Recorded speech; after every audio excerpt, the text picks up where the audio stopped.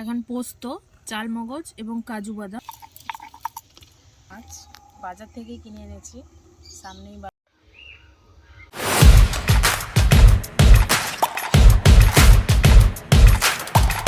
নমস্কার, আমি গ্রামের মানুষ। উনুনে রান্না এটাই আমার গল্প। আজকে আমি বানাবো বাড়ির হাঁসের ডিমের ঝাল ঝাল কষা ও গলদা চিংড়ির মালাইকারি।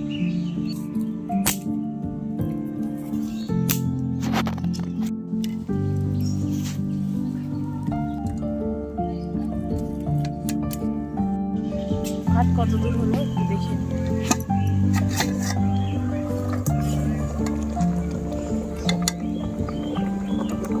আমাদের নিজের বাড়িরই চাল, আমাদের জমিতে চাষ করা।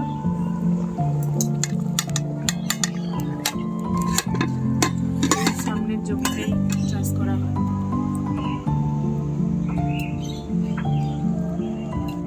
ভাতটা মোটামুটি প্রায় হয়ে এসেছে। ভাতটা এবার নামিয়ে নেব।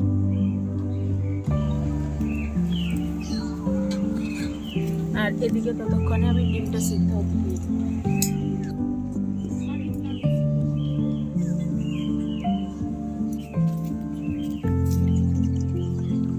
ভাতটা আগে গেলে নি, নাহলে ফ্যানটা বসে যাবে।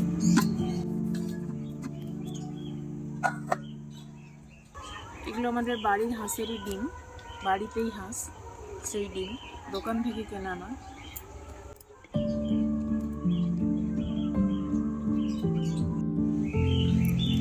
উনুনে একটু জাল দিয়ে দেবো। আর কাঠ জ্বালানো রান্নার স্বাদই আলাদা। এগুলো সব আমাদের বাড়িরই জ্বালানি। ফ্যানটা গালা হয়ে গেছে, এবার হাঁড়িটা সোজা করে নেবো, নাহলে বেশিক্ষণ রাখলে আবার ভাতগুলো সব জমে যাবে। সিদ্ধ হতে হতে এখন মাছগুলো কেটে নেব। এই দেখুন, এত বড় বড় মাছ বাজার থেকে কিনে এনেছি। সামনেই বাজার আমাদের।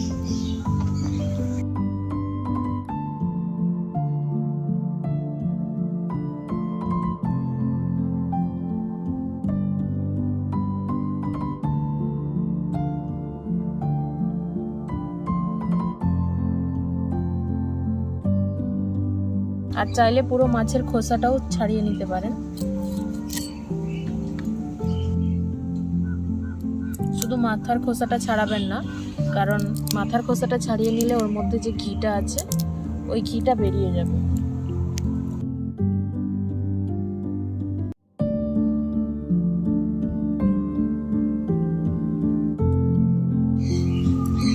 মাছগুলো সব আমার কাটা হয়ে এসছে। আর এইগুলোকে কিন্তু আসলে নিস বলে। এইগুলো চাইলে বেটে টকেও দেওয়া যায়। তেঁতুল দিয়ে যে টক করা হয় মাছে, খুব টেস্ট। এবং অনেকে এগুলো বেটে বড়াও করতে পারে। পরিষ্কার করে নেব। আর ডিমটাও সেদ্ধ হয়ে এসছে, এবার ডিমটা নামিয়ে নেব। ডিমগুলো সেদ্ধ হয়ে এসেছে মনে হয়, দেখবো একবার। হয়ে এসেছে ডিমগুলো, নামিয়ে নেবো এবারে। এখানে আমি আদা রসুন ছাড়িয়ে নিয়েছি, এবার পেঁয়াজটা কেটে নেব। সবগুলোর জন্য মশলাটা আগে রেডি করে নিই, তারপর একেবারে রান্নাটা চাপাবো।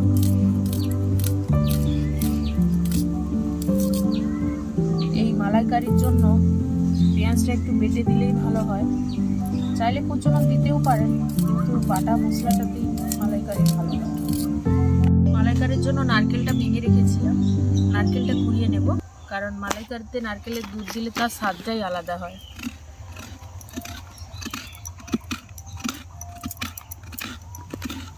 নারকেলটা খুবই নরম, আমাদের গাছেরই নারকেল, সবই আমাদের প্রায় বাড়িরই জিনিস।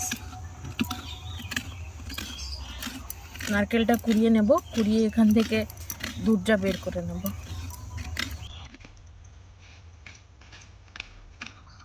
এখন পোস্ত, চালমগজ এবং কাজু বাদাম সামান্য নিয়েছি, বেটে নেব। এবং পেঁয়াজ, আদা, রসুনও বেটে নেব। পেঁয়াজটাও বাটা দিতে হবে, বাটা দিলেই এখানে গ্রেভিটা খুব ভালো আসবে।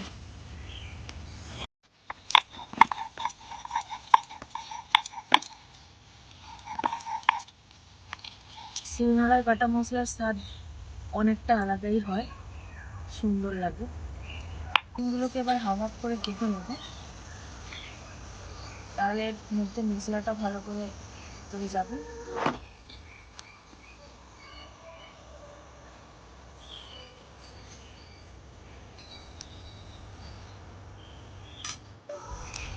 এর মধ্যে সামান্য লবণ এবং হলুদ দিয়ে নেব, তাহলে ডিমের মধ্যে খুব ভালোভাবে স্বাদটা ভেতরে যাবে।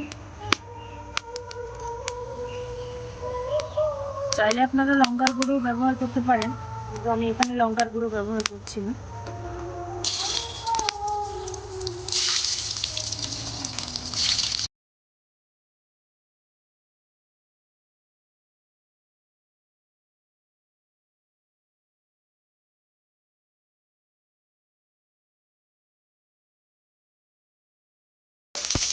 ডিমগুলো ভাজা ভাজা হয়ে এসছে, এবার নিয়ে নেব। খুব বেশি ভাজা করবো না, দুটি একটু তেলের মধ্যে ভাজা ভাজা হয়ে এলেই নিয়ে নেব।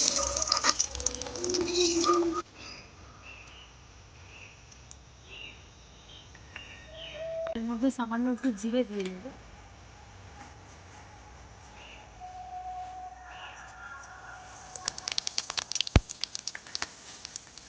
এবং অল্প একটু চিনি দিয়ে দিচ্ছি। এই সময়গুলো খুব ভালো হয়।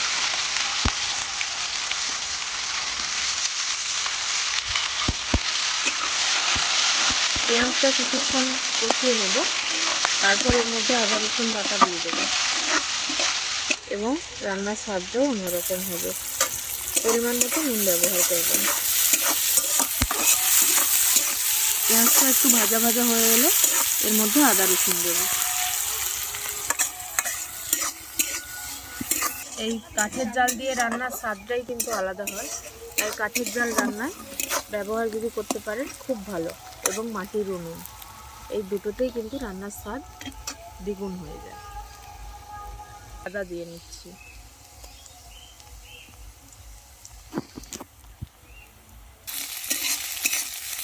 এরপর খানিকটা টমেটো দিয়ে নেব।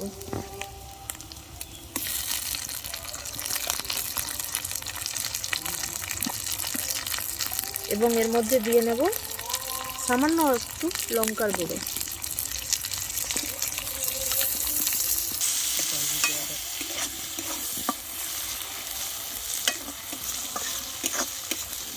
লঙ্কা গুঁড়োটা একটু মিশে যাওয়ার পরে দিয়ে দিচ্ছি হলুদ।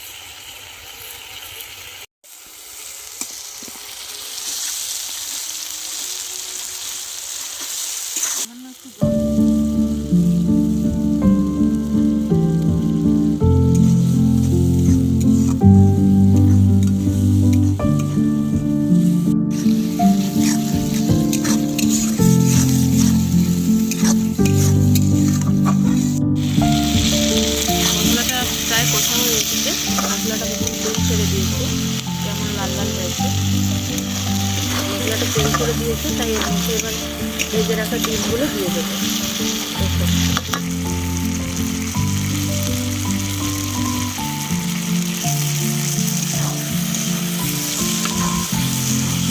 খুব বেশি জল দেবো। কেটে রাখা কাঁচা লঙ্কা পাতা দিয়ে দেবো। একেবারে কষাটা হয়ে এসছে, মশলাটা একেবারে ডিমের গায়ে লেগে গেছে। এর মধ্যে এবার সামান্য জল দিয়ে 2-3 মিনিট ফুটিয়ে নিলেই হয়ে যাবে। দেখুন কালারটা কেমন এসেছে। এটা আর একটু ফুটে গেলে কালারটা একদম সুন্দর চলে আসবে। এবার নামিয়ে নেওয়ার আগে সামান্য একটু গরম মশলা এবং ধনে ও জিরে গুঁড়ো ছড়িয়ে দিয়েছিলাম। ডিম কষা তো হয়ে গেল, এবার চিংড়ির মালাইকারিটা করব। প্রথমে একটু তেল দিয়ে নিচ্ছি। মাছটাতে আগে থেকেই নুন মাখানো ছিল, সামান্য একটু হলুদ দিয়ে নেব তেলের মধ্যে। এবার মাছগুলো দিয়ে একটু ভেজে নেব, খুব বেশি সময় নয়, 10 থেকে 20 সেকেন্ড মতো মাছটা নেড়ে নেব।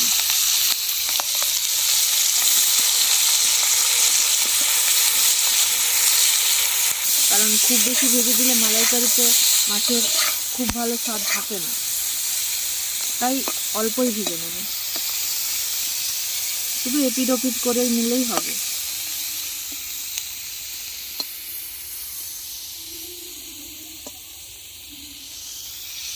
হয়ে গেছে, এবার মাছগুলো নিয়ে নিচ্ছি। খুব ভালো করে ভাজলাম না কিন্তু, কারণ মালাইকারির জন্য মাছটা অল্প ভাজলেই স্বাদ ভালো আসে। খুব বেশি।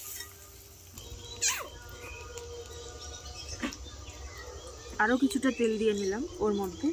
এবার ওর মধ্যে দেব চিনি ও জিরে। চিনিটা কিন্তু মালাইকারিতে দিতেই হবে, কারণ মালাইকারিতে মিষ্টি স্বাদের অনেকটা প্রয়োজন রয়েছে। তাই মিষ্টি বেশি চাইলে বেশি করেও দিতে পারেন, না হলে সামান্য দিলেই হবে।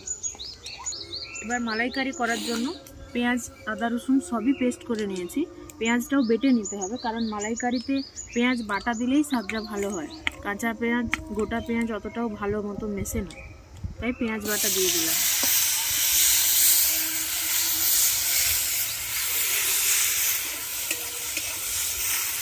প্রথমে যেহেতু পেঁয়াজ বাটা, তাই কড়ার মধ্যে পুরো তেলটাই পেঁয়াজ বাটা কিন্তু শুষে নেয়, কিন্তু মশলাটা যখন ধীরে ধীরে কষা হবে ও স্বাভাবিকভাবেই তেল ছেড়ে দিতে পারবে। পেঁয়াজটা যেহেতু বাটা আছে, তাই আর বেশি ভাজার দরকার নেই। সামান্য একটু নাড়া হয়ে গেলেই ওর মধ্যে দিয়ে দেব আদা ও রসুন বাটা।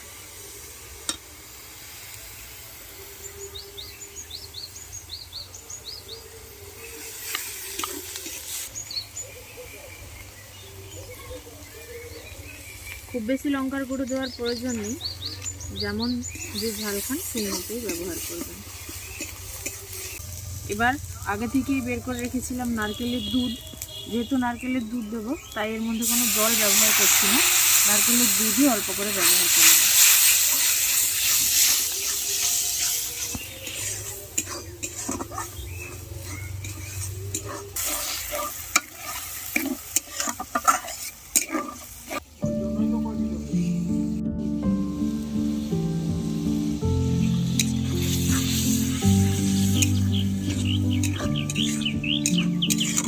তারপরে একসঙ্গে যেটা পেস্ট করেছিলাম কাজু বাদাম, মগজদানা এবং পোস্ত, ওটা দিয়ে দিলাম।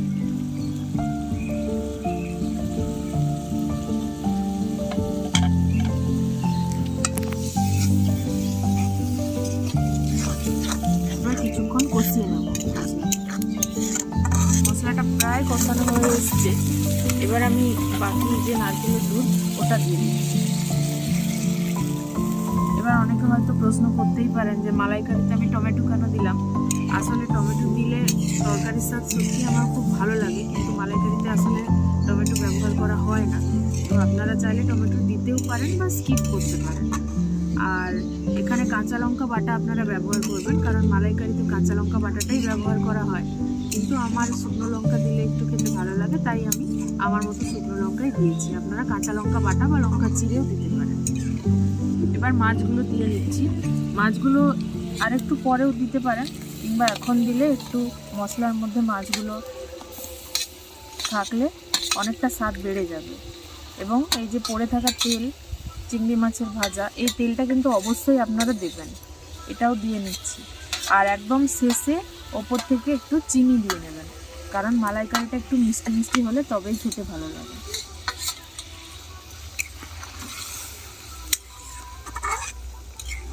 দেখুন সামান্য একটু গ্রেভি আছে, এটা আরও 2-3 মিনিট ফুটবে, তারপর আমি নামাবো।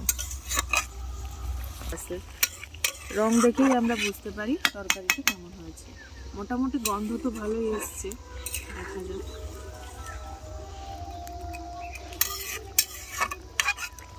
এর মধ্যে সামান্য একটু চিনি ছড়িয়ে নামিয়ে দেবো।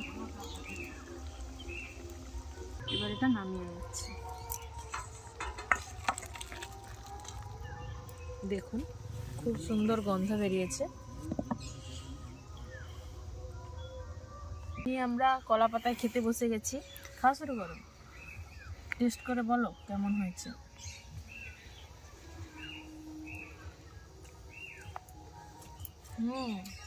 সত্যি অসাধারণ হয়েছে রান্নাটা। আর কলা পাতায় খাওয়ার মজাই তো আলাদা। সত্যি পিপি খুব সুন্দর হয়েছে, আমাকে কিন্তু আরো খাওয়াতে হবে। তো দারুণ হয়েছে পিপি। সত্যি এই দুটো রেসিপি দিয়ে এক থালা ভাত সহজেই খেয়ে নেওয়া যায়। আপনারা একবার বাড়িতে বানিয়ে দেখুন, কেমন লাগলো অবশ্যই কমেন্টে জানাবেন। এবং আরও কী কী নতুন রান্না দেখতে চান জানাবেন, আমি রোজ করব।